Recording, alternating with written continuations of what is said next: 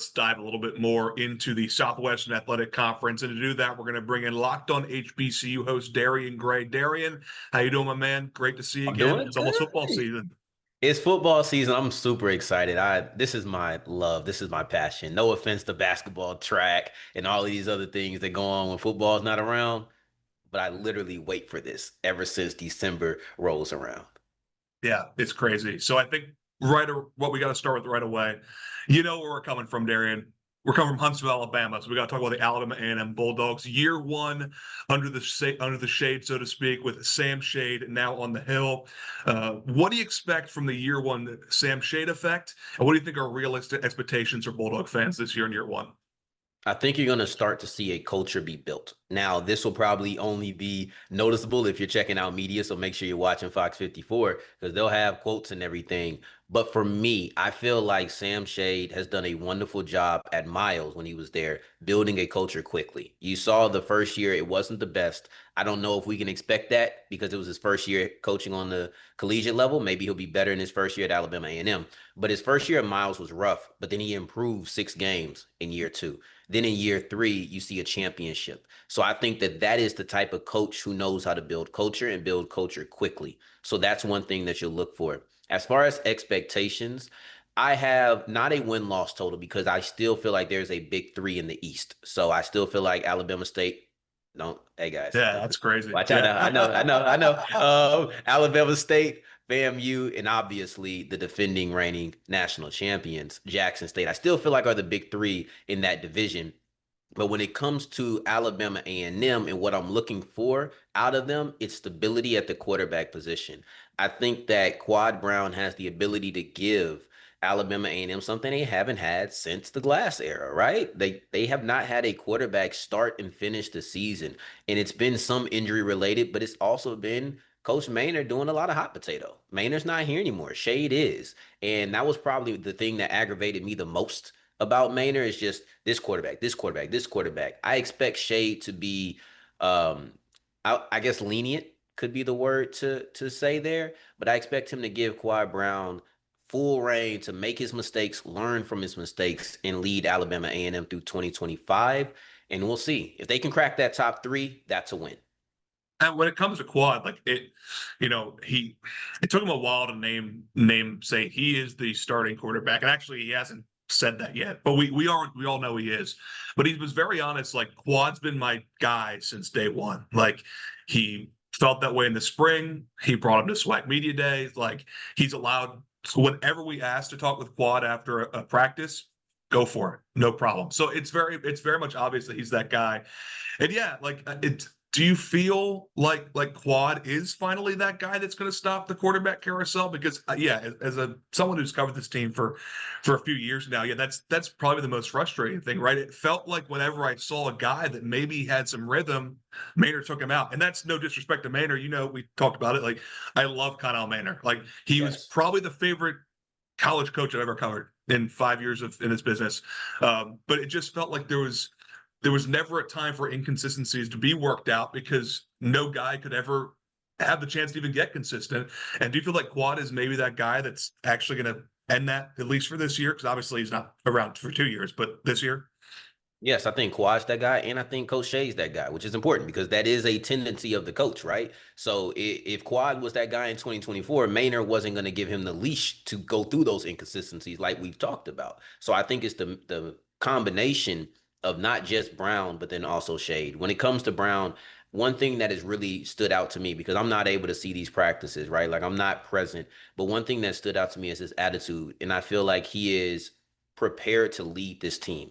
And I know a lot of times when we get to football season, those type of conversations get scoffed at because it's not literally, okay, but what's his ball placement like? What's his yardage like or his touchdowns like? Like those are the things that are going to decide whether or not he's a successful quarterback, of course. But as we get ready for the season, watching somebody who I think is a good leader is half of the battle at being a quarterback that doesn't get discussed a lot. And I think Quad Brown checks that box. Yeah, I'll tell you right now, I've been around athletes of of various ages, high school, a little younger, professional. He's one of the most well-spoken athletes that you will ever meet in your life. And he is someone who he sort of commands the room whenever he's talking with you. He is a leader. I think part of it helps, of course, that this is his 7th year playing college football. Like he's sort of done this before, but I remember when he got with the program a few years ago, that's how I still felt then. And, obviously there's some year 1, he gets hurt. Year 2, he was back and forth with other guys. But I'm really interested to see if this is the year that he puts it all together. And of course, some of that's going to come, with quarterback play. Some of it's come with leadership. Some of it's going to come with a lot of, what his biggest criticisms were from the coaching staff previous was just like he wasn't setting his feet. And we'll see. Look, maybe Sam Shade will be that guy, and this offensive coaching staff will be that guy to really rein that in, and maybe he'll turn into wins. So we talked to year 1. You said there's still a big 3, and we'll get to the East in just a second. But maybe it's not realistic that they're competing for a championship year 1, Alabama A&M.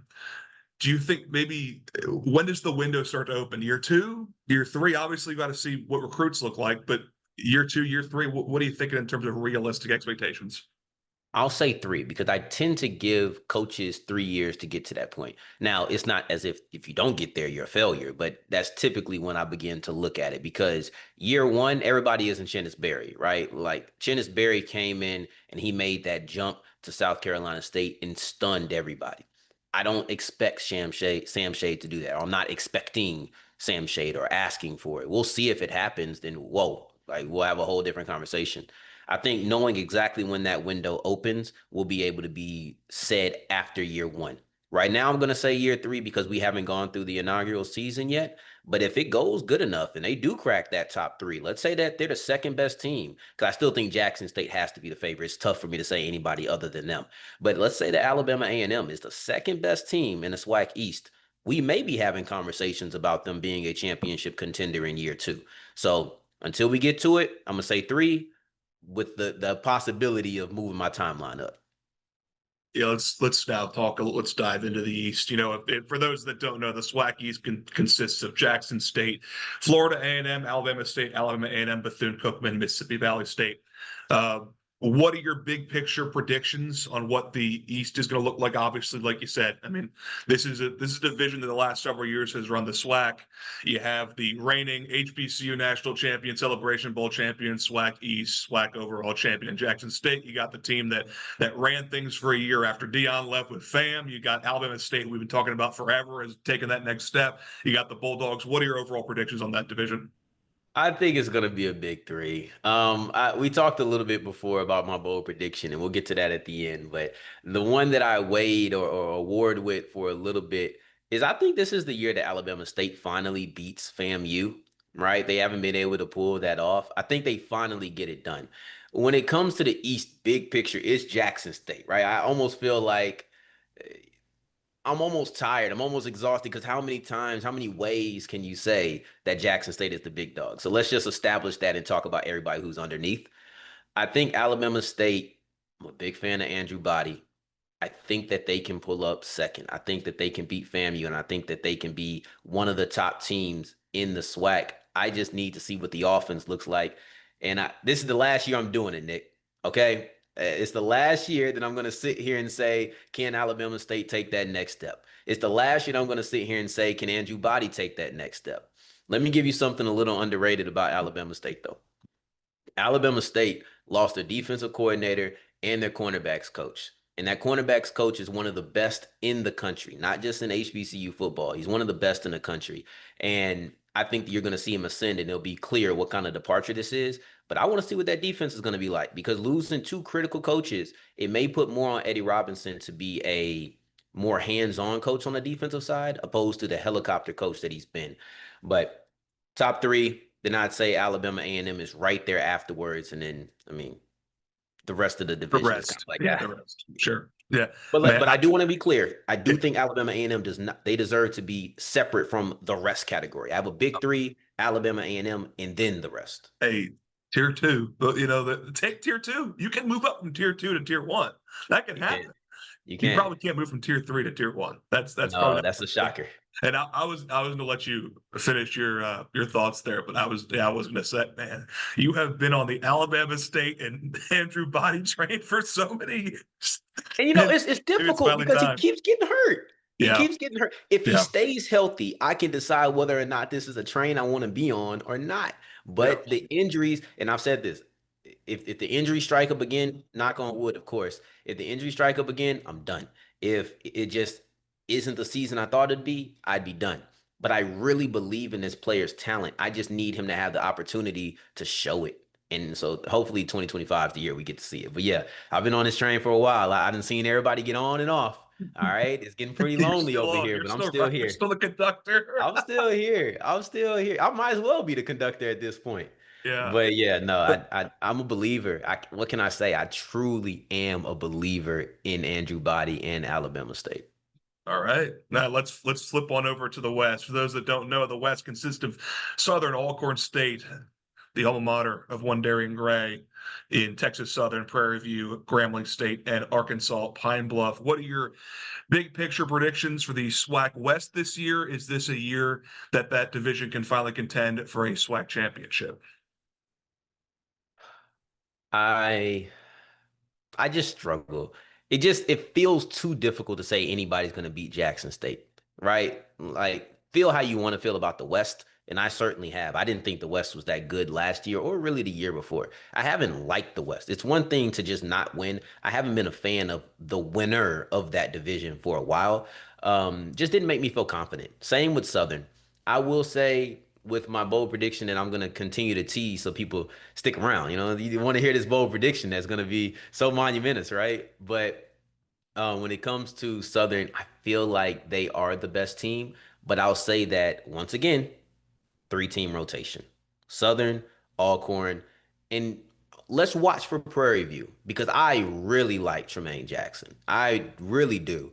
So we're gonna watch for them too. It's once again a big three though. PV, Alcorn, Southern.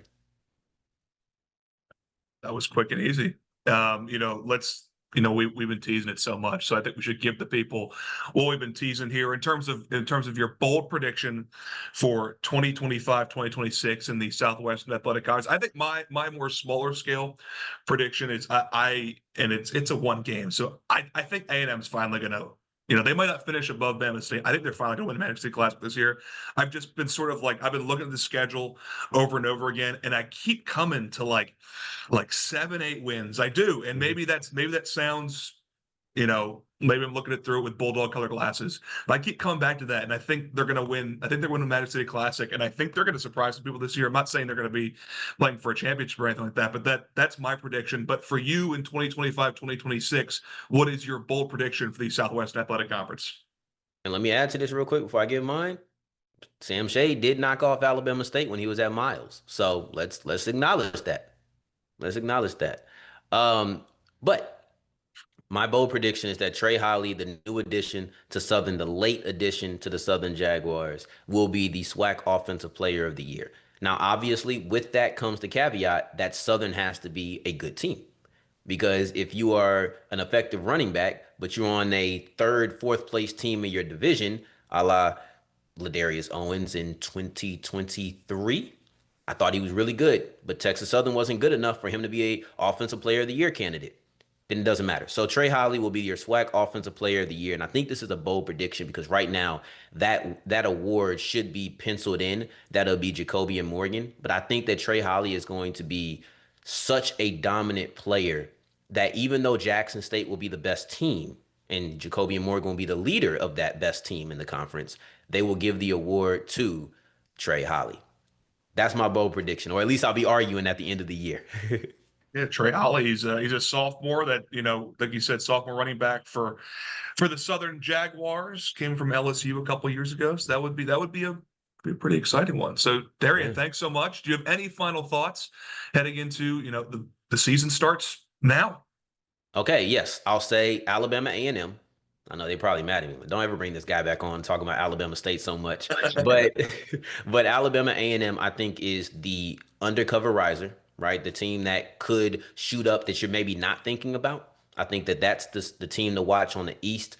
And then I'll say one of the Tigers, either Texas Southern or Grambling, are very interesting to see how they can rise in the West. It doesn't mean that I'm predicting either team wins the division because I do have Southern and Jackson State winning their divisions. But I think that TSU, Grambling, and Alabama A&M are three teams that could finish higher than most people predict that they will. He's Darrion Gray. He's the host for Locked On HBCU. He's part of the Tegna family. Darrion, thank you so much for joining us. Let's have a great football season, man. Let's do it. Thank you for having me.